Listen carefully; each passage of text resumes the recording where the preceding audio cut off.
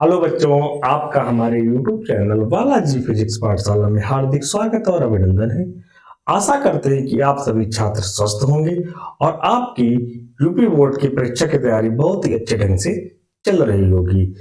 जैसा कि आपको कल हम फिजिक्स का जो 2022 में क्वेश्चंस पूछे गए थे, जो सेट आए थे, उसका सेट नंबर 1 GA को सॉल्व कर रहे थे। सॉल्व करते करते क्वेश्चन नंबर जो तीसरे का जो तीसरा वाला पार्ट था, 800 एंगस्ट्रॉम और 700 एंगस्ट्रॉम वाला, उस क्वेश्चन को सॉल्व कर रहे थे। तो उस क्वेश्चन को करते टाइम कुछ टेक्निकल इशू हो गया था, जिसके कारण हमें लास्ट वाली वीडियो को वहीं पर एंड करना पड़ा था। तो आइए आज अपने उसी क्वेश्चन से शुरुआत करते हुए और आगे के क्वेश्चंस को सॉल्व करते हैं। तो आइए शुरुआत करते हैं अपने सेट को। जैसा कि आपके सामने लिखा हुआ है, intermediate physics 2022 class 12 set number 1 GA। इसी को आज सॉल्व करेंगे बेटा। इसका जो पहला सेट था, जो आपके पहले पार्ट में क्वेश्चंस ऑब्जेक्टिव टाइप के पूछे गए थे, वो करवा दिए गए थे। दूसरे पार्ट में जो आए थे वो बता दिए गए थे। थर्ड पार्ट सॉल्व कर रहे थे। तो थर्ड पार्ट में जो क्वेश्चन कल सॉल्व कर रहे थे उसको देखते हैं और उसी से आगे बढ़ते हैं। आए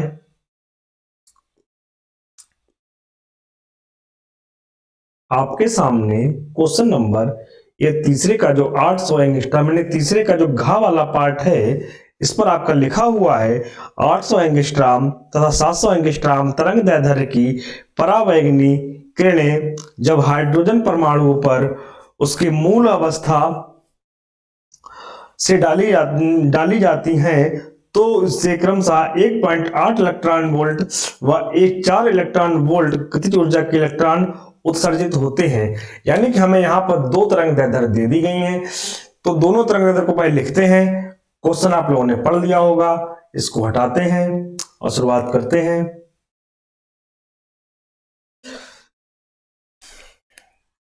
यानी कि यहां पर दो तरंग दैर्ध्य देंगे, यानी कि इन्होंने कहा है λ1 और λ2। तो जो पहली वाली तरंग दैर्ध्य हमारे पास है वो है 800 एंगस्ट्रॉम। तो लिखोगे 800 एंगस्ट्रॉम और यहां पर 700 एंगस्ट्रॉम। इसे कन्वर्ट कर लेंगे बेटा, तो 800 गुणा 10 की घात माइनस 10 मीटर हो जाएगा जी, और ये 700 गुणा 10 की घात माइनस 10 मीटर हो जाएगा। एनर्जी हमारे पास दी है तो लिख लेते हैं E के वन आपको दिया है। E के वन आपको दिया है 1.8 इलेक्ट्रॉन वोल्ट, 1.8 इलेक्ट्रॉन वोल्ट। और जो E के टू है आपका, E के टू जो है आपका, ये आपको बोला गया है 4 इलेक्ट्रॉन वोल्ट। इतना हमें दिया हुआ है, λ1 λ2 दिया है। और आपसे पूछा है प्लांक नियतांक, प्लांक नियतांक का मान, प्लांक नियतांक का मान, यानी कि आपसे h का मान आपसे पूछा है। तो पहले लगाते हैं फॉर्मूला। फर्स्ट एनर्जी के लिए लगा दो, E के वन इक्वल टू, क्या फॉर्मूला होता है? E के वन H C 1 छोड़ो, ऐसे लगाओ, H न्यू माइनस W, यहाँ न्यू 1 कर दो। ठीक है, तो E के वन न्यू होता है हमारे पास C/λ1 माइनस W हो जाएगा। इसको आप क्वेश्चन नंबर 2 दे दो। E के टू यानी कि HC/λ2 माइनस W हो जाएगा, क्वेश्चन नंबर 2। और 2 वाली को 1 वाली में से माइनस कर दो, आएगा E के टू माइनस E के वन इक्वल टू, ये W आपस में कैंसिल आउट हो जाएंगे। इसको आप पहले लिख लो, HC/λ2 माइनस HC/λ1। क्या आएगा बेटा यहाँ पे? E के टू माइनस E के वन इक्वल टू HC ऊपर से कॉमन ले लो, बचेगा 1/λ2 माइनस 1/λ1। इतना हो गया। अब क्या करोगे? E के टू तो मुझे पता है कितना दिया है। E के टू इधर सॉल्व कर रहे हैं, यहाँ पे कर रहे हैं सॉल्व में, यहाँ कर दे रहे हैं। E के टू की वैल्यू दी है 4 electron volt minus 1.8 electron volt equal to H C lambda two कितना दिया है, लैम्डा टू आपको दिया है 700 गुणा 10 की घात माइनस 10, फिर माइनस है पीछे 1 लैम्डा वन कितना दिया है 800 गुणा 10 की घात माइनस 10। ये चार में से 1.8 जाएंगे, बचेंगे 2.2 इलेक्ट्रॉन वोल्ट बराबर एच सी। यहां देखो बेटा 2 जीरो से तो कम हो जाएंगे यहाँ पे, तो यहाँ पे बचेंगे ओवरऑल 10 की घात माइनस 8। जब 10 की घात माइनस 8 यहाँ भी बचेंगे और 10 की घात माइनस 8 यहाँ भी बचेंगे, तो उनको आप कॉमन ले लो, अंदर आपका बचेगा 1/7 माइनस 1/8। ठीक है, इस इलेक्ट्रॉन वोल्ट को जूल में कन्वर्ट करेंगे, इस इलेक्ट्रॉन वोल्ट को जूल में कन्वर्ट करेंगे। आइए करते हैं जूल में कन्वर्ट। हम इसको लिख लेते हैं 2.2 इंटू 1.6, दिख नहीं रहा है, 2.2 into 1.6 into 10 to the power minus 19 equal to H C. Common बेटा यहाँ पे एलसीएम आ जाएगा 8 7 56, तो 8 यहाँ माइनस 7 यहाँ, तो उसको लिख लोगे 2.2 into 1.6 into 10 to the power minus 19 into 56 equal to H C. हमें एच की वैल्यू फाइंड करनी है, तो आप लिख लोगे H equal to 2.2 into 1.6 into 10 to the power minus 19 upon C. आप क्या करोगे, आप यहां से 2 जीरो ऐड कर लोगे और सी की वैल्यू होती है 12 गुणा 16 गुणा 10 की घात माइनस 19, तो ऑलरेडी थे ये 2 और ऊपर पहुंच गए, तो माइनस के 2 ऊपर और हो गए, नीचे सी लिखा हुआ है। सी का मान लग देंगे हम 22 गुणा 16 गुणा 10 की घात माइनस 21 बटे 3 गुणा 10 की घात 8। या फिर से ऊपर पहुंचा देंगे इसको, तो ये हो जाएंगे 22 गुणा 16 बटे 3 गुणा 10 की घात, ऊपर जाएंगे तो ये माइनस के 8, यानी कि माइनस के टोटल मिला के हमारे पास हो जाएंगे 21 और 8 29। ठीक है, जब ओवरऑल इसको सॉल्व करेंगे तो एच की वैल्यू आपकी, जब एच की वैल्यू आप सॉल्व करोगे तो आपकी आएगी 6.57 into 10 to the power minus 34 joule second. इस तरह से क्या करोगे आप, इसमें इस तरह से आप एच की वैल्यू जो है आप इजीली फाइंड कर लोगे। ठीक है, तो आपका यहां से इतना ये क्वेश्चंस हो जाता है। अब इसी क्रम को आगे बढ़ाते हुए नेक्स्ट क्वेश्चन पर चलते हैं और देखते हैं कि आपका अगला क्वेश्चन में आपसे क्या दिया गया है।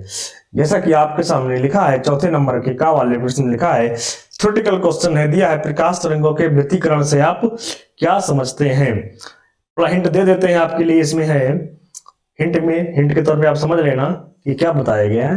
हम आपको बता रहे हैं व्यतिकरण के बारे में। पहले इसको रफ करते हैं, देखते हैं।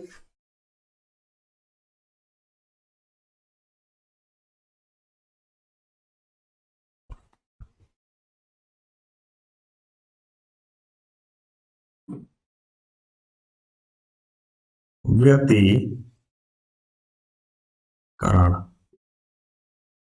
व्यतिकरण के बारे में बताते हैं। व्यतिकरण में क्या होता है, जैसा कि हमारे पास एक रूम में अगर बहुत सारी लाइट्स अगर ओपन है, जल रही हैं, वो सेम बात, जैसे मान लिया एक हमारे पास कोई एक रूम है, इस रूम में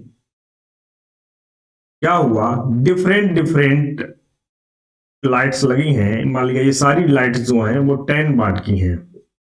मान लिया एक रूम में 10 वाट की जो है 10 लाइट्स लगी हैं, 1 2 3 4 5 6 7 8 9 10, इस तरह से आपकी 10 लाइट्स एक रूम में अरेंज है।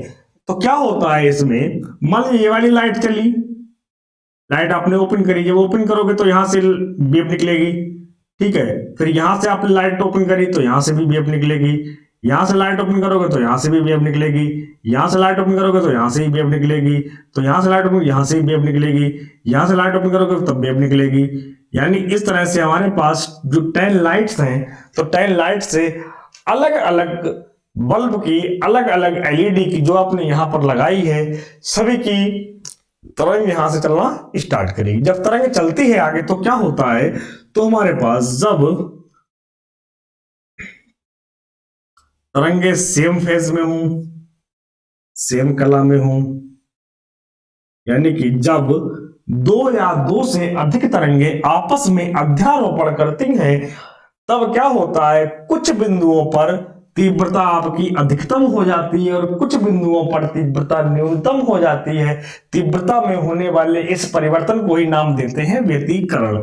कहीं पे आपको चमक ज्यादा दिखाई पड़ेगी, कहीं पर आपको चमक कम दिखाई पड़ेगी। जहां पर चमक ज्यादा दिखाई पड़ेगी तो वहां पे हमारे पास जो व्यतिकरण है वो संपोषी है, जिसको इंग्लिश में बोलते हैं कंस्ट्रक्टिव है। जहां पर हमारे पास एक लाइट ऐसी जा रही है, दूसरी लाइट इस तरह से आ रही, दोनों मिलेंगी, तब वहां पर हमारे पास विनाशी होगा।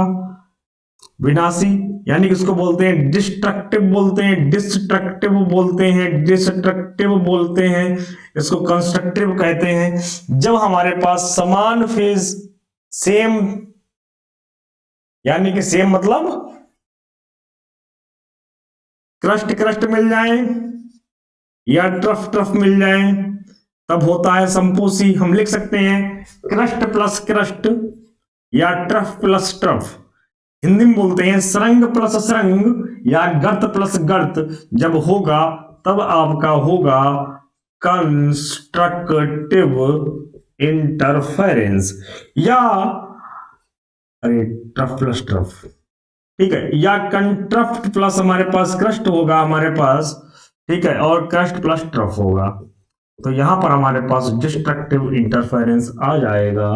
इस तरह से हमारे पास ही व्यतिकरण हो जाता है, ठीक है। तो आपको इसी में लिखना है और बता शर्तें बतानी है।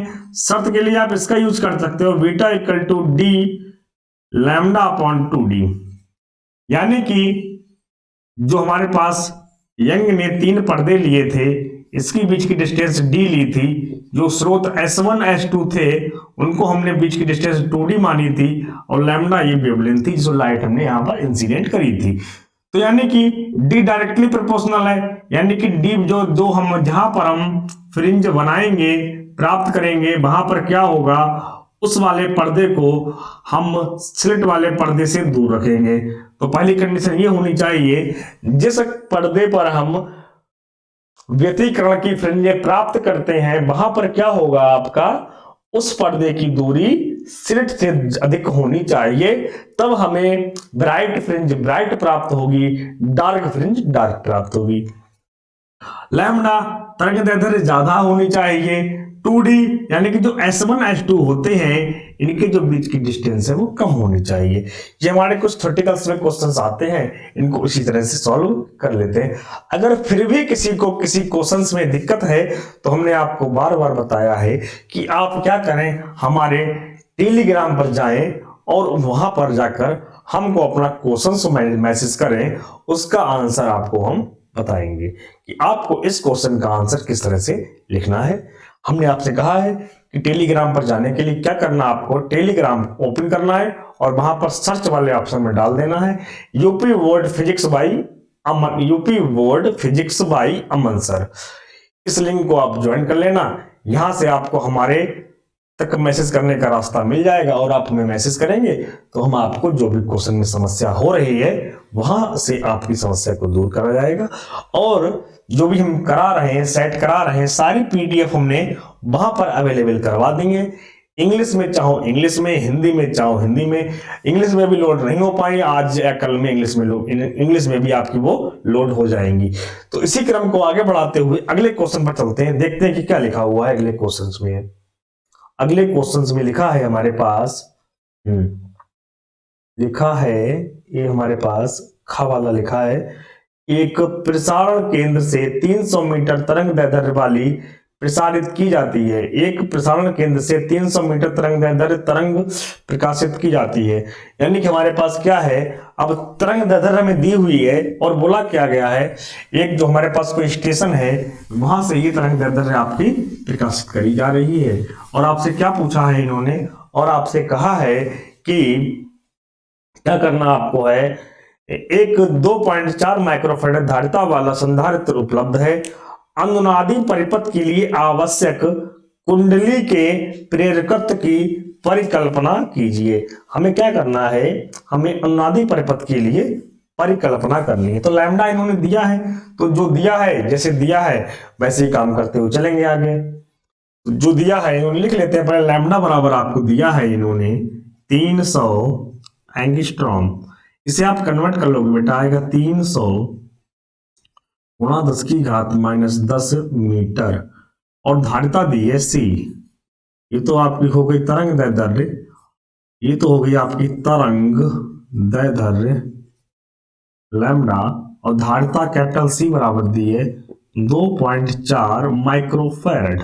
इसको बेटा कन्वर्ट कर लेंगे, 2.4 गुणा 10 की घात -6 फैरड, ये आपकी धारिता दी है। और उन्होंने कहा है आपसे कि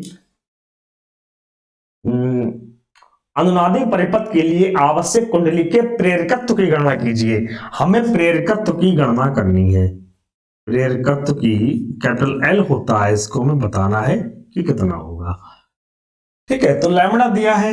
हमारे पास जो नॉर्मली फार्मूला होता है वो आपने पढ़ा होगा, 1 अपॉन यहां पर होता है 2 पाई √L और C।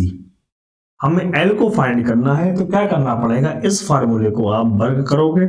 जब वर्ग करोगे तो हो जाएगा F² बराबर 1 अपॉन 4 पाई स्क्वायर L और C। L फाइंड करना है। जब L फाइंड करना है तो हम लिख लेंगे capital L equal to 1 upon 4 pi square F² साथ में कैपिटल C। ठीक है, फिर क्या करना है, हमें देखो क्या पता है, 4 तो पता ही होता है, पाई भी पता होती है, रहा C, धारिता हमें दी गई है, रहा F हमें नहीं दिया है।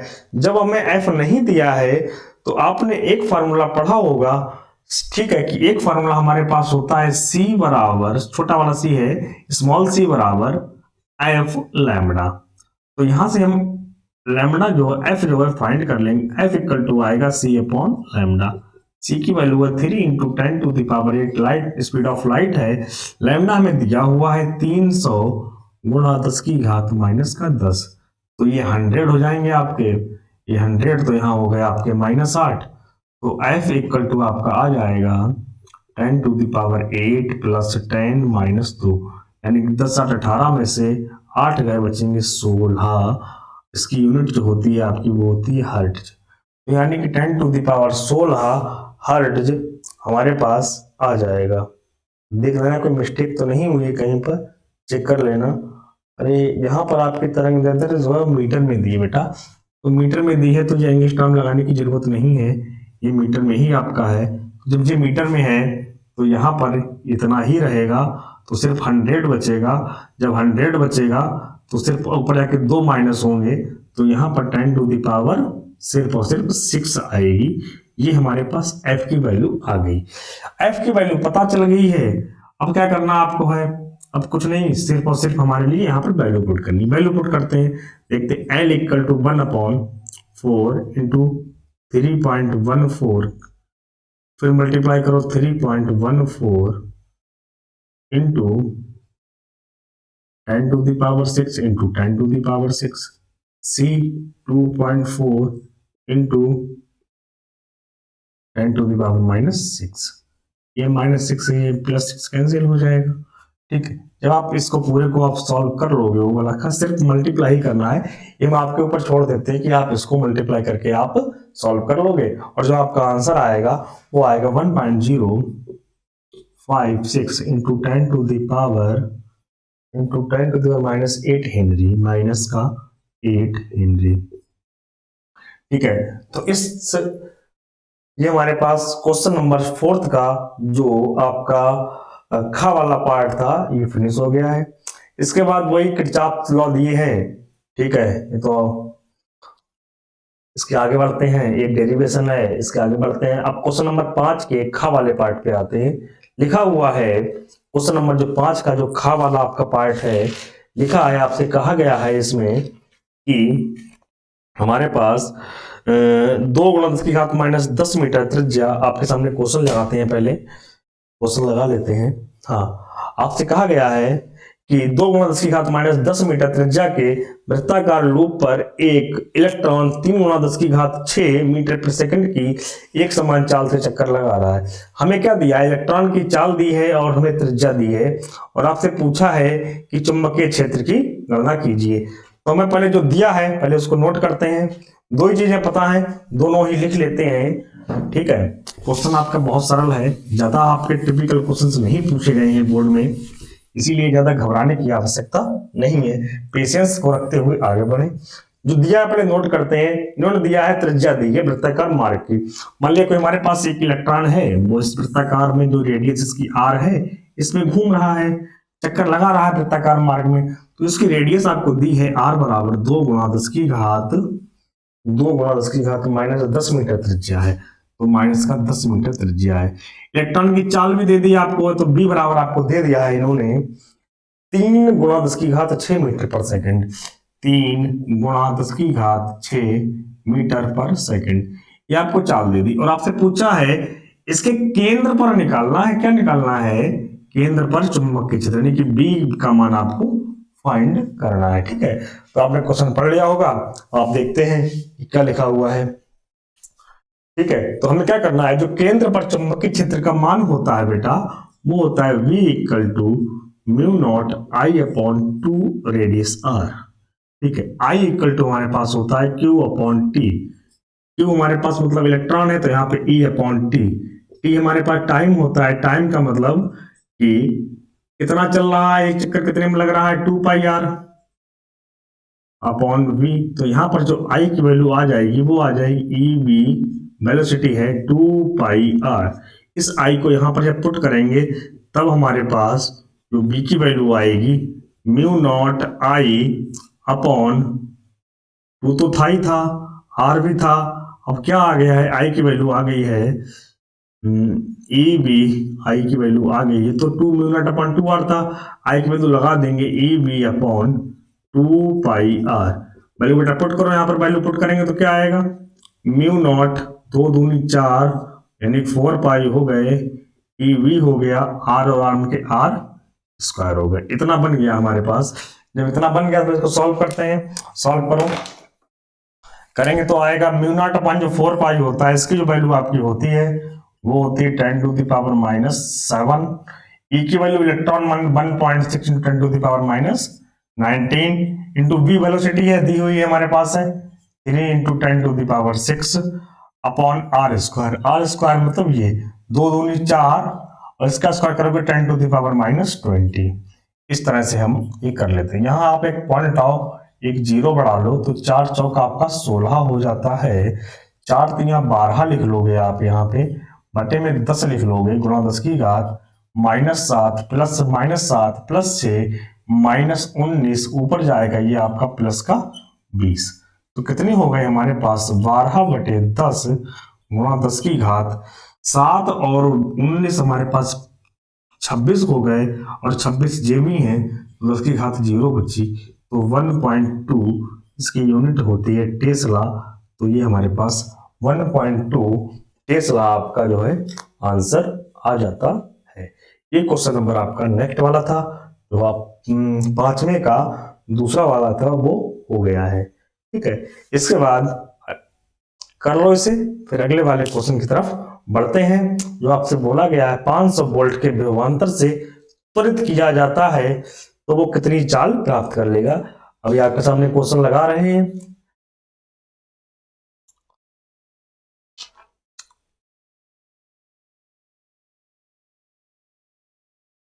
हाँ, बोला गया है कि एक इलेक्ट्रॉन, घा वाला पढ़ रहे हैं, एक इलेक्ट्रॉन जो है वो 500 वोल्ट के विभवांतर से त्वरित किया जाता है, वह कितनी चाल प्राप्त कर लेगा। हमें चाल फाइंड करनी है, तो चाल फाइंड करने के लिए क्या करोगे आप, देख लिया होगा हमें क्या दिया है, इलेक्ट्रॉन 500 वोल्ट के विभवांतर दिया है, चाल पूछी है।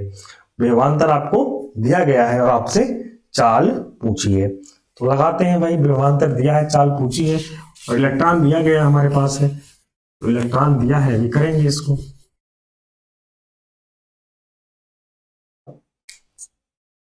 हाँ, तो दिया है, विभवांतर को लिख लोगे आप B = 500 वोल्ट। ये तो आपको V बराबर 500 वोल्ट आपको दिया है, और आपसे कहा गया है कि और कुछ दिया है, और तो कुछ दिया नहीं है, और आपसे कहा है त्वरित किया जाता है कितनी चाल प्राप्त कर लेगा। ठीक, इलेक्ट्रॉन है, इलेक्ट्रॉन पे तो आपको चार्ज पता ही होता है 1.6 इंटू 10⁻⁻19 कूलाम होता है। ठीक, इतना हमें पता है। अब देखते हैं हमारे पास जो इलेक्ट्रॉन का जो फार्मूला होता है वो होता है ई के equal to E V. E के मतलब half M V maximum square equal to E V. हमें क्या फाइंड करना है, हमें फाइंड करना है वेलोसिटी यानी कि वी। तो आप लिखोगे V maximum square equal to, ये ऊपर जाएंगे 2 और ये आपका एम नीचे आएगा। ठीक है, तो देख लें ये इलेक्ट्रॉन है यानी कि 2, इलेक्ट्रॉन की वैल्यू होती है 1.6 इंटू 10⁻⁻19। ये 500, तो यहाँ पर हम 500 लिख लेंगे अपॉन में एम यानी कि मास ऑफ इलेक्ट्रॉन कितना होता है 9.1 इंटू 10⁻31। इतना कर लेंगे। यहाँ पर क्या करोगे, इस वाले पॉइंट से ये वाला पॉइंट हटा देंगे। ठीक है, तो क्या हुआ, अब तो कुछ बचा नहीं, थोड़ा सॉल्व करना है इसको। सॉल्व करते हैं, यहाँ पर देख लेते हैं वी स्क्वायर, वी स्क्वायर देख लेते हैं तो कितने हो गए हमारे पास, ये हो गए यहाँ पे 5 दूनी 10, 2 जीरो ऑलरेडी थे हमारे पास, 10,000 हो गए, 1,000 हो गए, गुणा 16 बटे 991 लिखा है यहाँ पर। ठीक है, और क्या बोलोगे इसे, गुणा 10 की घात -19 बोलोगे, और क्या बोलोगे, जो माइनस का 31 है जो ऊपर जाएगा तो जो आपका प्लस का 31 हो जाएगा। ठीक है, तो 1000 गुणा 16 बटे 91 गुणा, यहाँ पर जब आप देखोगे तो आप देख रहे होगे जो 19 है और जो 31 है, यहाँ पे देख रहे हो आप कि हमारे पास 12 शेष बचे हैं, तो आप यहाँ लिखोगे गुणा 10 की घात 12। इतना हमारे पास यहाँ पर सॉल्व होके आ जाता है। ठीक है, अब यहाँ क्या करोगे, ऐसा कर लेते हैं, ऊपर एक 10 से मल्टीप्लाई कर लो, नीचे एक 10 से डिवाइड कर दो। जब आप नीचे एक 10 से डिवाइड करोगे तो क्या होगा, आपका एक जीरो से एक जीरो यहाँ पर कैंसिल आउट हो जाएगा, तो ऊपर आपके 100 हो जाते हैं, ये आपके 16 हो जाते हैं, ये 91 तो है ही है, इस 10 को नीचे लेके आओगे तो 10 यहाँ लिख लेंगे, ये 10 टू द पावर हमारे पास 12 चल ही रहे हैं, तो ये तो 100 हो गए, ये 16 हो गए, ये 10 टू द पावर 12 हो गए, नीचे 9.1 हो गए। ये हमारे पास क्या है, वी स्क्वायर मैक्सिमम। हमें निकालना क्या है बेटा, हमें निकालना है वी, खाली वी निकालना है। जब वी निकालना है इसके ऊपर पूरे पे रूट लग जाएगा, जब रूट लग जाएगा तो क्या आएगा 100 into 16 into 10 to the power 12 upon 9.1। तो क्या आएगा, 100 का रूट आपका 10 हो जाएगा, 16 का 4 हो जाएगा, पावर हमारे पास 6 रह जाएगी।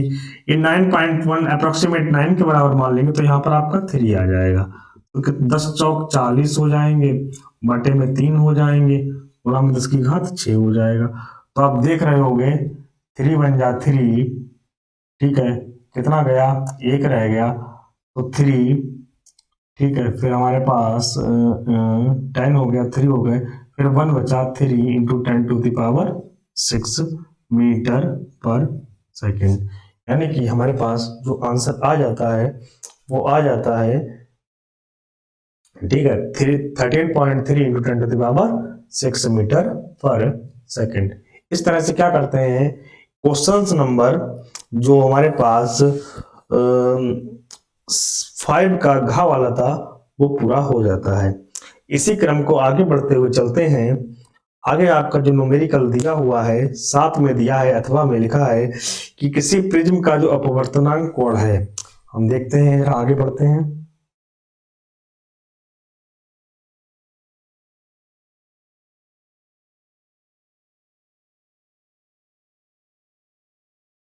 हाँ, किसी प्रिज्म का जो अपवर्तन कोण ए है तथा अपवर्तनांक, ठीक है, अपवर्तन कोण तो इन्होंने ए दिया है और अपवर्तनांक दिया है इन्होंने cot a/2, और आपसे पूछा है न्यूनतम विचलन कोण का मान आप बताएं कि न्यूनतम विचलन कोण का मान आपका कितना होगा।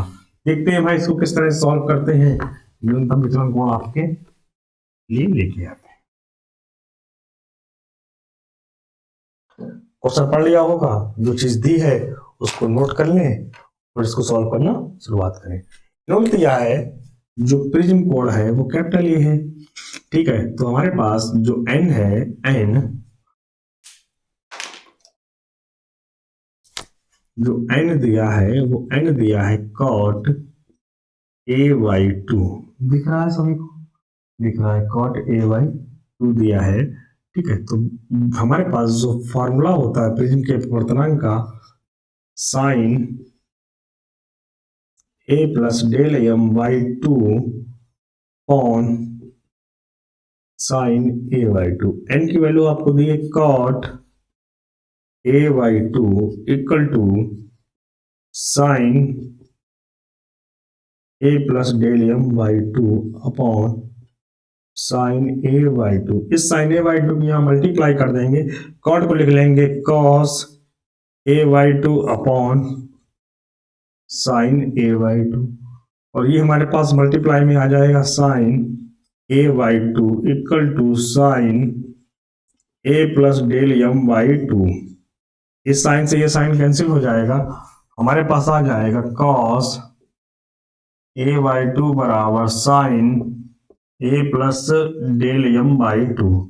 हमें डेल m की वैल्यू फाइंड करनी है, cos है ये साइन है, तो क्या करेंगे, cos को साइन में कन्वर्ट करने के लिए यहां लिख लेंगे cos 90 माइनस a/2, ये cos 90 माइनस a/2 को लिख लेंगे यहाँ पे sine 90 minus a/2 equal to sine a plus del m/2। Sine sine छोड़ देंगे तो 90 minus a/2 equal to sine a/2 plus del m/2। इस इधर को इधर ले आओ तो 90 minus a/2 equal to del m/2। a/2 मिलकर आपका ओनली ये हो जाएगा इक्वल टू डेल m/2। इस 2 की मल्टीप्लाई करोगे तो 180 minus 2a equal to del m। तो हम बोल सकते हैं finally del m equal to 180 minus 2a। इस तरह से क्या होता है, आपका अल्पतम विचलन कोण का जो आंसर है वो आपका आ जाता है, ठीक है। ये हमारे पास जो था क्वेश्चन नंबर 7 का जो अथवा में दिया हुआ था वो वाला क्वेश्चन हो गया। अब इसी क्रम को आगे बढ़ाते हुए जो हमारे पास एक क्वेश्चन दिया है, बोला गया है 3 सेंटीमीटर त्रिज्या तथा 1.5 अपवर्तनांक वाले, आपके सामने पहले क्वेश्चन लगा देते हैं, इसे आप पढ़ लो बेटा, इसे आराम से। लिखा है 3 सेंटीमीटर त्रिज्या तथा 1.5 अपवर्तनांक वाले कांच के गोले में वायु का बुलबुला केंद्र से 1 सेंटीमीटर दूरी पर है। व्यास की दशा में देखने पर बुलबुले के प्रतिबिंब की स्थिति ज्ञात कीजिए जब बुलबुला कांच के निकटतम पृष्ठ की ओर से देखा जाता है, ठीक है। तो हमें बताना है बेटा कि भैया कितना इसका आंसर हमारे पास आएगा। चलिए भैया सॉल्व करते हैं, देखते हैं कि कैसे क्या इसको करेंगे। आए इसको सॉल्व करते हैं, जो दिया है वैसे करते हैं इसको।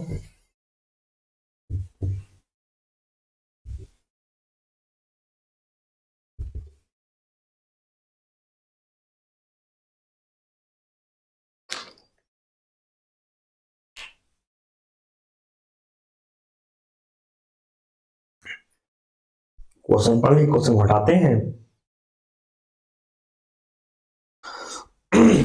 हाँ भैया हलो करो, चलो इसे भाई देखते हैं। 3 सेंटीमीटर त्रिज्या तथा 1.5, 3 सेंटीमीटर त्रिज्या है बेटा, इसकी त्रिज्या बोली, एक गोला है उसकी त्रिज्या आपकी बेटा दी है, ये इन्होंने दी है 3 सेंटीमीटर।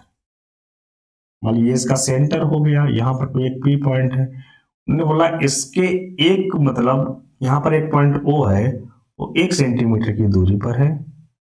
तो इस तरह से मान लिया ये हमारे पास एक लाइन है और यहां से हम देख रहे हैं तो जो इसका एक प्रतिबिंब बन रहा है बेटा, वो आपका कुछ प्रतिबिंब जो है यहाँ पर आई पर आके बन रहा है निकटतम देखने पर। तो क्या होता है, जो इसका कांच का जो अपवर्तनांक है बेटा n1 आपको दिया है 1.5, ये कांच का अपवर्तनांक हो गया। ठीक है, ये कांच का अपवर्तनांक हो गया। N2 बराबर बेटा क्या लिखा है भाई, कांच से बाहर जा रही है तो N2 यानी कि एयर में जा रही है, तो एयर है बाहर, इसका जो वायु है, वायु का अपवर्तनांक 1 होता है, ये इतना दिया हुआ है। ठीक है, तो सबसे पहले क्या करोगे, जब ये 1 सेंटीमीटर पर है तो ये पीओ की बात करेंगे, पीओ की बात करेंगे तो ये आपके पास 2 सेंटीमीटर हो जाएगा। कितना हो जाएगा बेटा, 2 सेंटीमीटर। जो इसकी त्रिज्या है बेटा वो कितनी हो जाएगी आपकी, 3 सेंटीमीटर। जब हम पास से इसको देखेंगे तब पूछा गया है कि इसकी जो मतलब दूरी है आई की वो कहां पर होगी, हमें ये आपको बताना है। तो देखते हैं पहले, N1 आपने लिख लिया, N2 आपने लिख लिया। अगर PC की बात करें, P और C जो हमारे पास रेडियस है ये कितनी हो गई, ये बेटा 3 सेंटीमीटर हमारे पास हो गई। और आपसे क्या कह दिया है, अगर आपने ये लिख लिया है तो हम क्या लिख लेंगे, हम O और C के बारे में लिख लेंगे। O और C कितनी दी हमारे पास है, O और C हमें दी है 1 सेंटीमीटर, O और C कितनी दी है, 1 सेंटीमीटर दी है। जब OC 1 सेंटीमीटर दी है तो आप क्या करोगे, PO को आप फाइंड कर लोगे। PO कितनी हो जाएगी हमारे पास, PO हो जाएगी PC minus PO, PC minus PO, एक minute, PC minus OC, PC minus OC, PC 3 है और OC 1 है, तो PO कितनी हो गई बेटा, PO आपकी हो गई 2 सेंटीमीटर। बेटा ये तो हमारे पास PO हो गई, ये PC हो गई, ये N2 हो गई।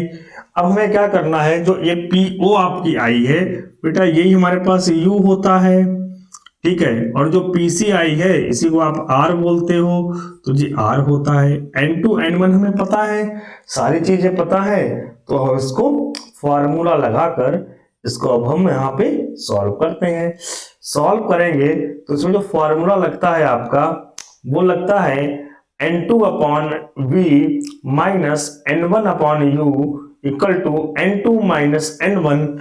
देखो सारी रेडियस जो है, सारी जो हमारे पास जो वैल्यूज है वो सारी हमें अंदर की तरफ लेनी है। जब अंदर की तरफ लेते हैं तो सारी वैल्यू हमारी पॉजिटिव आती है। तो क्या करेंगे, पहले तो लिखते हैं फॉर्मूला। फॉर्मूला होता है N2 upon V minus N1 upon U equal to N2 minus N1 upon R।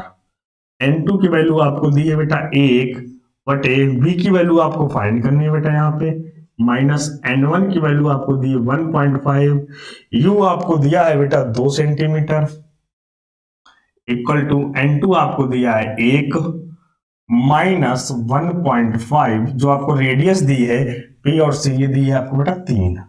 ठीक है, क्या करोगे 1 अपॉन U लिख लो, यहां पर एक 0 बढ़ाओगे तो 5 3 15, 5 चौक 20, माइनस का 3/4 आया। यहां पर जब पॉइंट का 5/3 बचेगा बेटा, फिर माइनस का बचेगा, तो ये 1 अपॉन V चल रहा है बेटा यहाँ पे, तो 1 upon V equal to minus का 0.5/3, 0.5 है यहाँ पे, ये माइनस का है उधर जाएगा आपका बेटा, प्लस का हो जाएगा 3/4। ठीक है, आप यहाँ पर 3 और 4 का एलसीएम ले लो बेटा, 12 आ जाएगा, 3 चौक 12, 4 पंजे 20 यानी कि माइनस का 2 हो जाएगा। अब 4 तिया 12, 3 आएगा, 3 तिया 9 हो जाएगा बेटा, तो यहां से हमारे पास इतना हो गया। अब यहाँ पर बेटा क्या बचेगा आपका, 9 में से 2 जाएंगे तो बेटा आपका बचेगा प्लस का 7/12। ठीक है, तो ये बेटा 1 अपॉन V की वैल्यू आ गई। हमें फाइंड करनी है V, इसका अपोजिट कर दो, अपोजिट करोगे तो आएगा 12/7, जब डिवाइड करेंगे तो आएगा 7 × 7, बचा हमारे पास यहाँ पर 5 बचा, 5 × 50, 7 7 49, बचा 1, सारी चीजें सेंटीमीटर में, तो ये भी क्या होगा हमारे पास सेंटीमीटर में। यानी कि जो हमारे पास निकटतम बिंदु पर दे, निकटतम अगर हम गोले को निकट से देखेंगे तो जो हमारे पास है कितना दिखाई पड़ेगा, 1.71 सेंटीमीटर पर दिखाई पड़ेगा।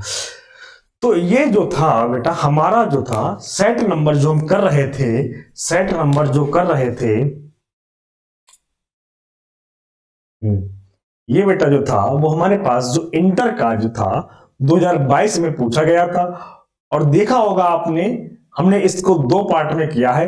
कल टेक्निकल प्रॉब्लम के चक्कर में दिक्कत हो गई थी, इसीलिए कल क्वेश्चन नहीं हुए थे, इसीलिए आज करवा दिए। तो क्या करना आपको, इन सारे न्यूमेरिकल्स को अपनी कॉपी पर बिना देखे सॉल्व करने। अगर आपको कोई दिक्कत लगे तब आप वीडियो देखिए, नहीं तो क्या करिए, आप पहले खुद से ट्राई करिए। और आप देख रहे हो कि कोई भी क्वेश्चन ऐसा नहीं था जो ज्यादा टिपिकल हो, यानी कि जो बोर्ड परीक्षा है आपकी, जो पैटर्न आपका आता है, तो उसमें सारे के सारे कॉन्सेप्ट आपके पढ़े हुए होते हैं। और मोस्टली आपने देखा होगा कि ज्यादातर क्वेश्चन आपको लाइट से मिले होंगे। तो इसीलिए बच्चा क्या करना, आपको लाइट वाले पार्ट को बड़ी अच्छे ढंग से पढ़ना है और एक एक क्वेश्चन उसका आपको सॉल्व करना है, जिससे कि आपकी प्रैक्टिस बहुत अच्छी हो जाए और आपके जो क्वेश्चंस बोर्ड परीक्षा में पूछे जाएं आपके गलत ना हो। ठीक है, तो आपको क्या करना है, अब आपको सेट 2 करना है। ठीक है, सेट 2 करना है जिसका नाम है आपका जीबी।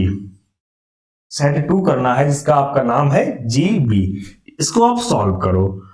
ठीक है, जिन छात्रों को सेट 1 में समस्या है, जिन छात्रों को सेट 1 में समस्या है, जिन छात्रों को सेट 1 में समस्या है, वो क्या काम करें, वो हमारे भाई यूपी बोर्ड फिजिक्स वाई अमन सर को ज्वाइन करें, हमको मैसेज करेंगे। जिस क्वेश्चन में जो भी प्रॉब्लम होगी आपकी सॉल्व कर दी जाएगी। अगर हमें आवश्यकता लगेगी कि ज्यादा बच्चों की समस्या यहां पर आ रही है, तो उस टॉपिक को उठाकर हम आपकी एक वीडियो बनाकर भी हम आपको ये उपलब्ध करवा देंगे।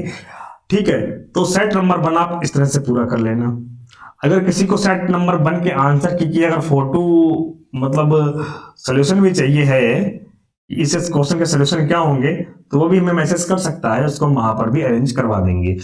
अब आपको सेट नंबर 2 स्टार्ट करना है।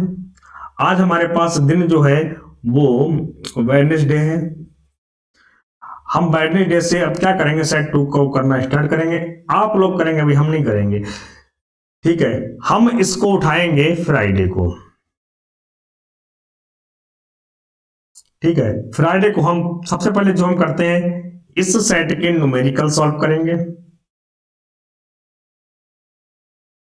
और जो भी डेरिवेशन आपको दिक्कत होगी आप हमें पहले से बता दीजिएगा, तो हम क्या करेंगे, उन डेरिवेशंस को भी हम वहां पर सॉल्व करवा देंगे। ये थोड़ा काम आपका रहता है कि आपको जिस टॉपिक में जिसमें समस्या है तो आपको कमेंट के माध्यम से बताएंगे या मैसेज के माध्यम से बताएंगे, तो उसी टॉपिक को लेकर भी हम आगे चलेंगे। ठीक है, तो इसी सेट के साथ हम आपसे विदा लेते हैं। आप सभी स्वस्थ रहें, अच्छे रहे और बोर्ड परीक्षा की तैयारी एकदम बहुत जोरों शोरों से करते रहें। ऐसा नहीं है कि परीक्षा हमारी फरवरी या मार्च में जब भी हो हम थोड़ा सा अपने आप को ढीला डाल दें। हमें अपने आप को एकदम टाइट रखना है, आलस बिल्कुल नहीं करना है और आपको मेहनत जरूर करनी है। आपके पास 5 सब्जेक्ट हैं तो 5 सब्जेक्ट को थोड़ा थोड़ा टाइम जरूर दें। अपना टारगेट बनाएं कि आज हमें इतने क्वेश्चन सॉल्व करने हैं। मैथ के बायो वाले बायो के पढ़ें, केमिस्ट्री वाले केमिस्ट्री, फिजिक्स, यानी इन सभी की तैयारी आप अभी से ही करना स्टार्ट कर दें, जिससे कि आप क्या कर पाए, बाद में सिर्फ और सिर्फ क्या रह जाती है, प्रैक्टिस ही आपको बेटा परफेक्ट बनाएगी। प्रैक्टिस आप तब कर पाओगे जब आपको पूरा सिलेबस आपको आता हो। तो अभी आप क्या करें, पूरा सिलेबस पढ़ें। किसी भी टॉपिक में, कोई चैप्टर में जो भी समस्या आए आप हमें इस माध्यम से बताएं। हम उस माध्यम से देखकर जानकर आपके लिए बहुत और भी बेहतरीन वीडियो लाने का प्रयास करेंगे। आप हमारे चैनल पर बने रहें, जुड़े रहें। चैनल को हमारे पास लाइक, शेयर और सब्सक्राइब करना ना भूलें और अपने दोस्तों तक हमारे चैनल्स को जरूर पहुंचाएं। इसी अंतिम बात से आपसे विदा लेते हैं। धन्यवाद।